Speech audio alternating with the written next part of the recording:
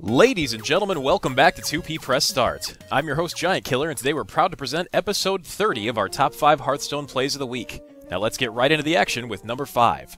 Our number 5 play this week was a submission from LowErnest, and it features LowErnest on Shaman up against Miklo on Paladin in a ranked play we're calling Earth, Wind, and Fire. And as we join this play in action, LowErnest has got a Ragnaros in play, but is threatened by an enemy Doomsayer. While he could just Earthshock the Doomsayer to silence it, he decides to show Miklo the way of the world and finish him off this turn. He starts out by silencing his evil Firelord with an Earthshock, giving it the ability to attack. He follows that up with a Wind Fury buff, giving Rags the ability to attack twice. LowErnest then proceeds to open Miklo's eyes with 2 swings from his mighty Ragnaros, and finally lets loose a blast of Serpentine Fire for the win.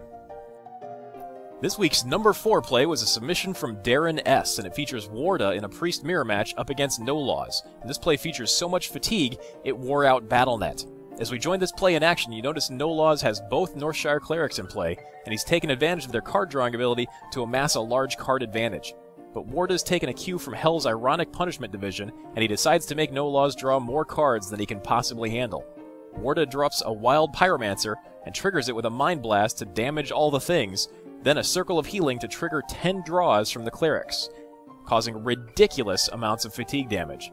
Unfortunately, this also happens to be more card draws than BattleNet can apparently handle.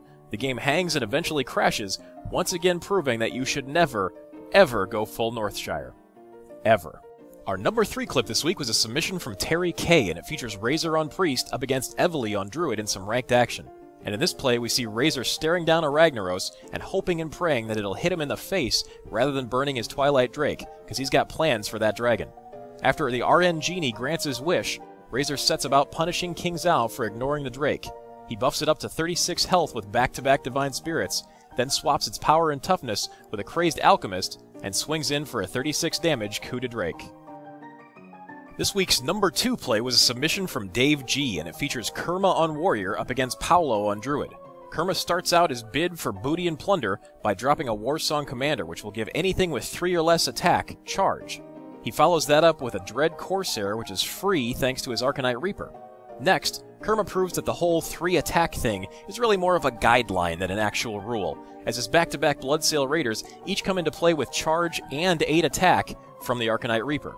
Now, after a chop from the axe, Kurma swings in with his cutthroat crew of sinister scallywags for the win.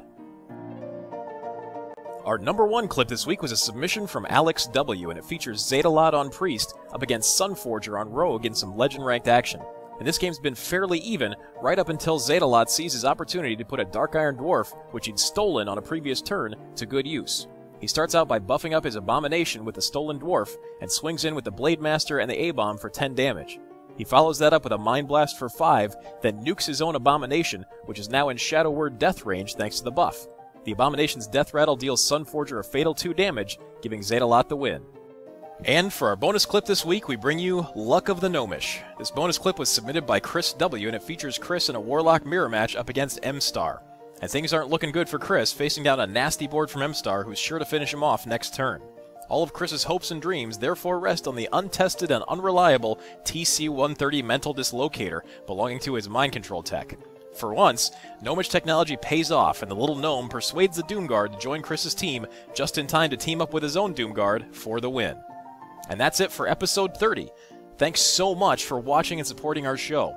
Of course, we're always looking for more great Hearthstone plays to showcase on the series, so if you're interested in submitting a play, stop by 2ppressstart.com and hit the Submit a Play link for instructions on how to submit a play into the running for next week's episode. And finally, if you enjoy our shows and want to help 2P Press Start grow, please click on that subscribe button to join the always growing and always awesome 2P Press Start family. And we'll keep bringing you more great Hearthstone content right here on 2P Press Start.